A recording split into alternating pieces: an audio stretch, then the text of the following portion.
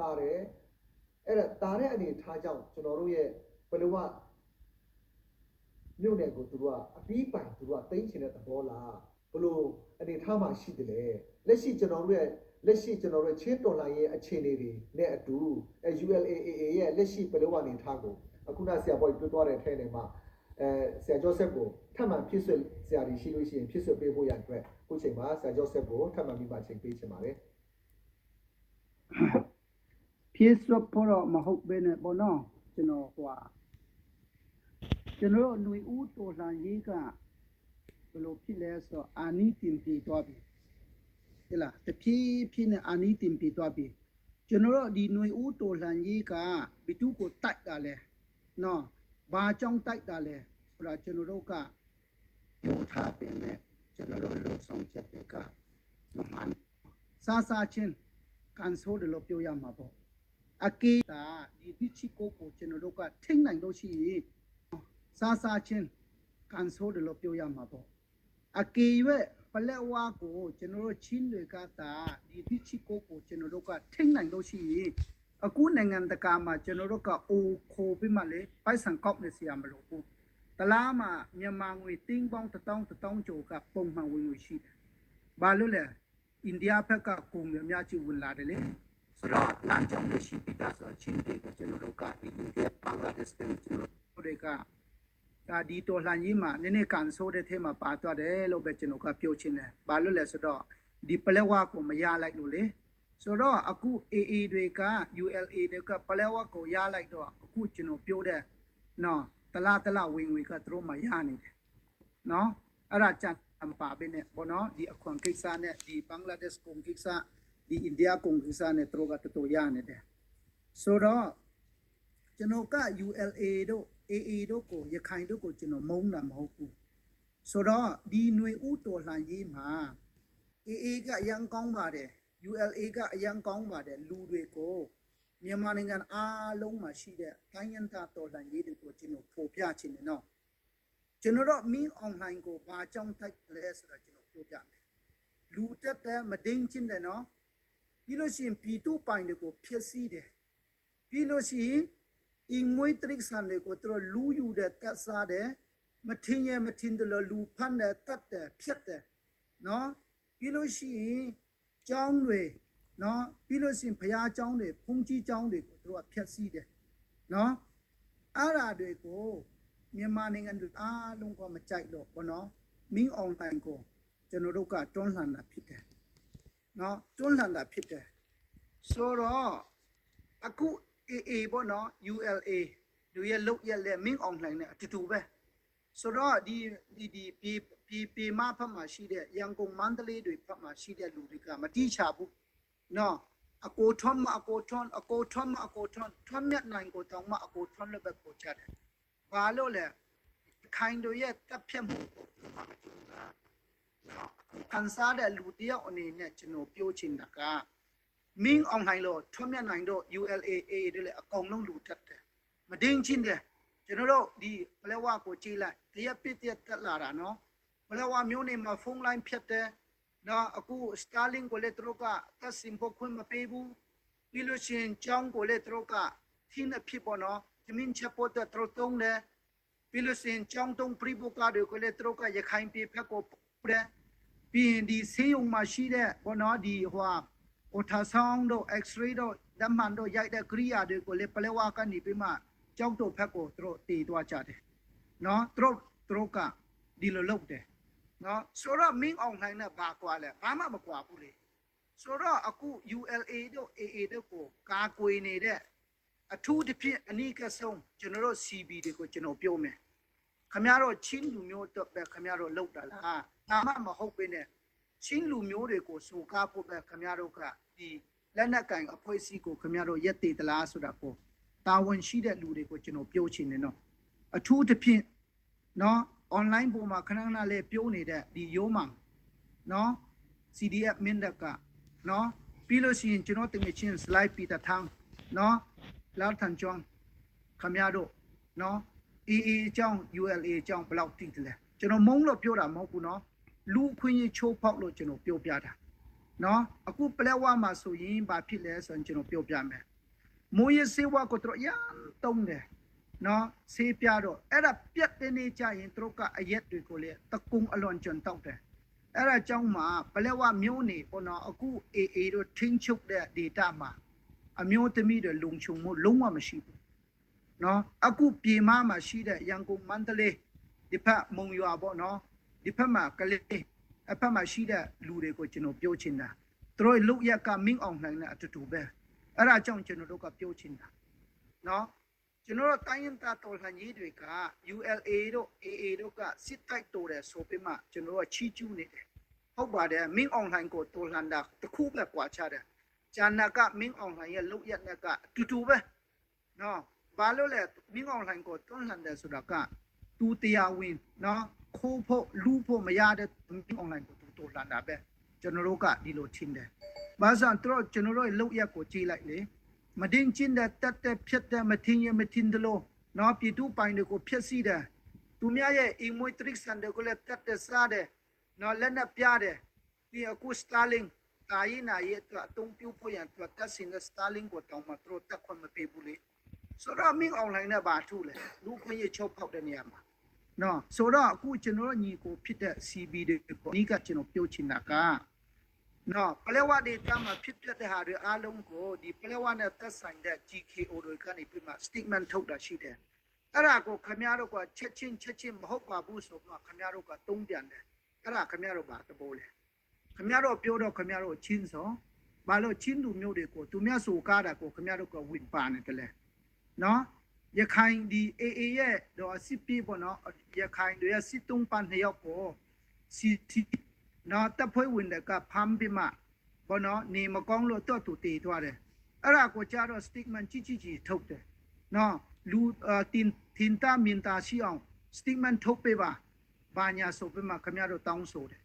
နော်အခုပလက်ဝမှာဖြစ်ပျက်နေတဲ့မဒိန်မှုတို့လူတက်မှုကြတော့ခင်ဗျားတို့ကနှုတ်ဆက်တိပြင်းမဟုတ်ပါဘူးလို့ခင်ဗျားတို့ကဘာလို့ကာကွယ်နေလဲခင်ဗျားတို့ပြောတော့ချင်းအမျိုးသားရဲ့အတွက်ဆိုအခုခင်ဗျားတို့ကချင်းလို့ပြောပေမဲ့ခင်ဗျားတို့ဒေတာကာကွယ်ရဲ့အပွေဖြစ်သွားပြီခင်ဗျားတို့မျိုးရွာတွေကိုကာကွယ်တဲ့လူတွေဖြစ်သွားပြီဆိုတော့ကိုခင်ဗျားတို့တီးလားဆိုတော့ ULA နဲ့ AA မင်းအောင်နိုင်ရဲ့လူရက်ကတစ်ထပ်သေးပဲအခုချိန်ထိလေတစ်ထပ်သေးပဲထူးခြားတာတခုက ULA နဲ့ AA ကမင်းအောင်နိုင်ကိုစမ်းချင်ပြီးမှတိုက်ပွဲတွေတိုက်နေတယ်ပို့ဆောင်နေတယ်ဆိုတာအဲ့ဒါတခုပဲကွာတယ်ကျန်တာလုတ်ရက်တွေအားလုံးကမင်းအောင်နိုင်နဲ့တစ်ထပ်သေးကြတယ်ဆိုတာကျွန်တော်မုံလို့မဟုတ်ဘူးပုဂ္ဂိုလ်ရဲ့မုံလို့မဟုတ်ဘူးလူမျိုးရဲ့မုံလို့မဟုတ်ဘူးပေါ့နော်အဲ့ဒါကျွန်တော်တို့ဒီခံစားတဲ့လူတယောက်အနေနဲ့ကျွန်တော်အဖြစ်မှန်ကိုကျွန်တော်တုံးတက်သွားပြတာဖြစ်တယ်နော်ဆိုတော့အားလုံးကိုကျေးဇူးတင်တယ်ဟုတ်ပါပြီဆိုတော့လူတွေကပြောမှာပေါ့နော်မင်းကဘာလို့ CB ချောင်းပြောတယ်ပြောလိမ့်မယ်ကျွန်တော်က CB ကိုအလူငွေသေးတဲ့လူနော်ဘာလို့လဲဆိုတော့ခမရတို့ကိုကျွန်တော်ပြောတယ်ဆိုတာကခမရတို့ကိုကျွန်တော်ချစ်တယ်နော်ခမရတို့ကချင်းလူမျိုးဖြစ်တဲ့ခမရတို့ကိုကျွန်တော်ကပြောလဲပြောတယ်အလူငွေတွေသေးတယ်နော်ကျွန်တော်ဘယ်တော့မှမငြင်းဘူးပောက်တဲ့လူတိုင်းကိုကျွန်တော်ပေးတယ်နော် CB အတွက်ပြီးရင်ဘာကြောင့်ကျွန်တော်ကဒီ online ပုံမှာပေါ့နော်မအားလက်ကြားတဲ့ကနေကျွန်တော်ဘာလို့ပြောလဲဆိုတော့ကျွန်တော်ပြောရတဲ့ကိုမြေပြင်ကလူတွေကသုံးချင်မှသုံးတယ်မသုံးရင်လည်းမသုံးဘူးဒါပေမဲ့ကိုအမျိုးသားရဲ့အတွက်ဥပဒေချက်တေးတပွင့်လို့ပေါ့နော်အမှန်တရားလေးနဲ့ပါဝင်မယ်ဆိုတဲ့စိတ်လက်လေးနဲ့ကျွန်တော်ပြောတာဖြစ်တယ်ဆိုတော့ AA တို့ ULA တို့ကိုကျွန်တော်မမုန်းပါဘူးဒါပေမဲ့သူတို့ရဲ့အချင်းကဒီလိုရှိတယ်ဆိုတော့ကျွန်တော်တို့ညီကိုတွေနော်ပြည်တွင်းပြည်ပမှာရှိတဲ့လူတွေကိုကျွန်တော်ပြောတာဖြစ်တယ်နော်ဆိုတော့ကျွန်တော်မုန်းလို့ပြောတာမဟုတ်ဘူးဆိုတော့ကိုစီးတဲ့မင်းကအထီးလားအမားလားဆိုတော့တေချာပြီးမှအစင်ပြေမှနိုင်ငံရေးရောစီးရေးမှာရောနော်ဆိုတော့ဒီစကားကပြည်တွင်းပြည်ပမှာရှိတဲ့လူတွေထက်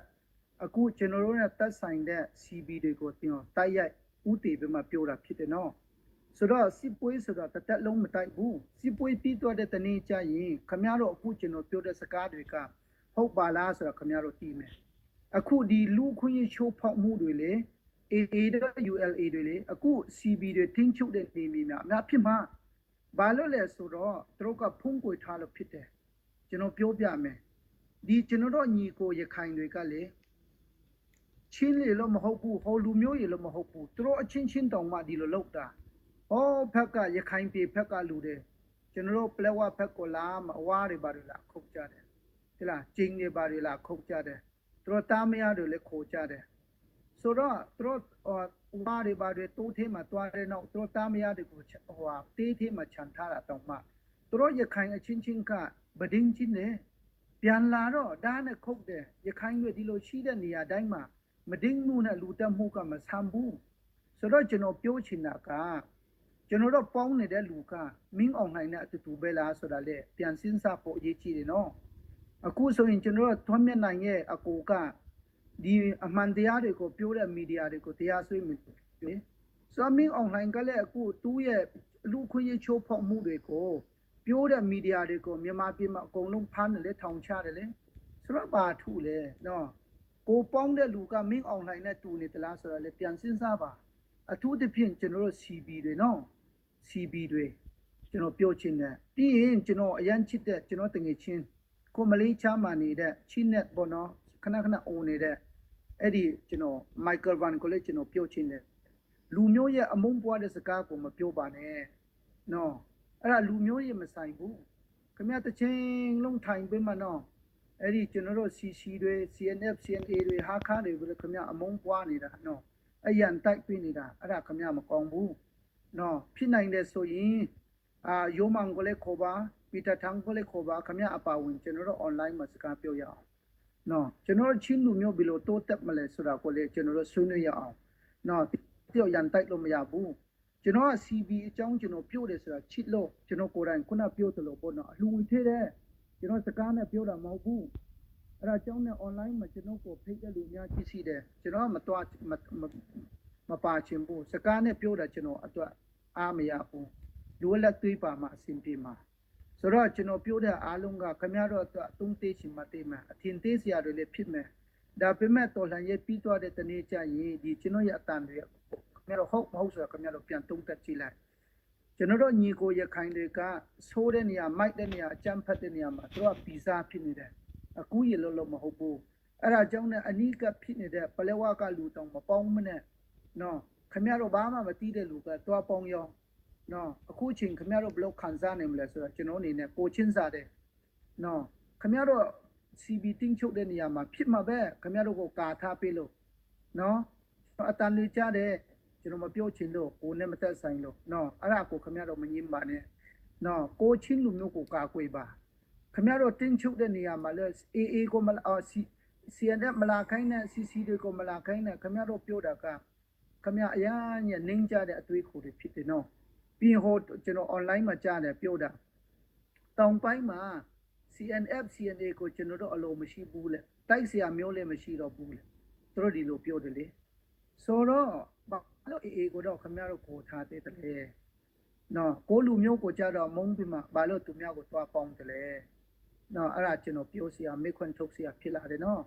ဆိုတော့ခင်ဗျားတို့ကိုကျွန်တော်ပြောတာကခင်ဗျားတို့ကိုချစ်လို့ဖြစ်တယ်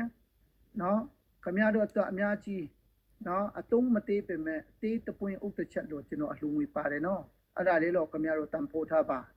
နော်ခင်ဗျားတို့ကိုကျွန်တော်ချစ်တယ်ခင်ဗျားတို့ကျွန်တော်ချင်းလူမျိုးဖြစ်တယ်နော်ခင်ဗျားတို့ကဘယ်လိုပဲဖြစ်ဖြစ်ရခိုင်လူဖြစ်သွားဘူးနော်တော်လှန်ရေးလက်တက်လုံးလုံးမှာမဟုတ်ဘူးနော်တော်လှန်ရေးတက်လုံးလုံးလို့ရှိရင်ခင်ဗျားတပုံဖြစ်သွားမှာဘာတိမပြူချင်းမှရမှာမဟုတ်ဘူးဆိုတော့ခင်ဗျားတို့ပြောတော့ဒီမိုကရေစီခုခင်ဗျားတို့လောက်တာကအကြမ်းဖက်ဖြစ်နေတယ်မဟုတ်ဘူးလားအဲ့ဒါလေးလည်းခင်ဗျားတို့စဉ်းစားပါလို့ကျွန်တော်ချစ်တဲ့စိတ်နဲ့ပေါ့နော်ကိုလူမျိုးတွေကိုကျွန်တော်ကပြန်ပြောတာဖြစ်တယ်နော်ဆိုတော့ခင်ဗျားတို့ကဒီကောင်ကဘာလို့ခဏခဏအိုလဲလို့မင်းတို့ပြောမယ်နော်အခုလွတ်တဲ့လူတွေထဲမှာလေကျွန်တော်လိုကောင်အများကြီးပါတယ်အဲ့ဒါကြောင့်ကျွန်တော်ကခုနဆရာဘွေကုန်းပြောသလိုကျွန်တော်တို့ခင်ဗျားတို့ CB တွေကိုကျွန်တော်ကအထင်ကိုမကြည့်တာဘာစကားပဲလေသူတို့ကပြီးလို့ရှိရင်အခုဒီအမေရိကမှာရှိတဲ့ CB ခေါင်းဆောင်တွေအာမခံတယ်လေစကားပဲဟဲ့လားဘာမှအထင်ကြီးစရာမရှိဘူးနော်အထင်ကြီးစရာမရှိဘူးဘာလို့လဲဆိုတော့သူတို့ကလည်းသူတို့နိုင်ငံတာဝန်ကိုထမ်းဆောင်တာလေဆိုတော့ခင်ဗျားတို့တိတ်အထင်မကြီးနဲ့အမေရိကကလူတွေကိုလေနော်ခင်ဗျားတို့ CB ခေါင်းဆောင်တွေကိုလေ ကျွန်တော်ပြောတယ်နော်မချေနဲ့ရင်ကျွန်တော်ကိုဖုန်းခေါ်ပေးမလဲကျွန်တော်ကိုဆက်သွယ်ပေးမှလည်းပြောလို့ရတယ်နော်ကျွန်တော်အမှန်တရားပြောတာဖြစ်တယ်ဆိုတော့ချင်းလူမျိုးကိုနဲ့ပေါင်းပါချင်းလူမျိုးအရေးကိုပဲဆောင်ရွက်ပါချင်းပြေကိုပဲကာကွယ်ပါနော်အဒီပြေမရှိတဲ့စကားတွေပေါက်တက်ကြရတယ်လည်းမပြောဖို့ရန်အတွက်ကျွန်တော်ပြောချင်တယ်မိုက်ကယ်ဂန်လူမျိုးရဲ့မုံပွားဖို့အတွက်စကားတွေလည်းမပြောပါနဲ့လို့ကျွန်တော်အနေနဲ့ပြောချင်တယ်နော်ခင်ဗျအခုမလေးရှားမှာနေတယ်မကောင်းဘူးနော်ခင်ဗျအဲ့ဒါလေတော်လန်ရေးပြီးသွားရင်ခင်ဗျလည်းမျက်နှာပွင့်လိမ့်မှာမဟုတ်ဘူးကျွန်တော်တို့ကအမြဲတမ်းတွေးနေမဲ့လူတွေဖြစ်တယ်ဆိုတော့ကျွန်တော်ပြောချင်တယ်နော်ဆိုတော့ကျွန်တော် CV ကိုလည်းအထင်မကြီးတယ်လို့ CC ကိုလည်းအထင်သေးတဲ့လူတွေအများကြီးရှိတယ်ကျွန်တော်အနေနဲ့နေကုန်းအနေနဲ့ကျွန်တော်ပြောချင်တယ်နော်အားလုံးကိုလည်းကျေးဇူးတင်တယ်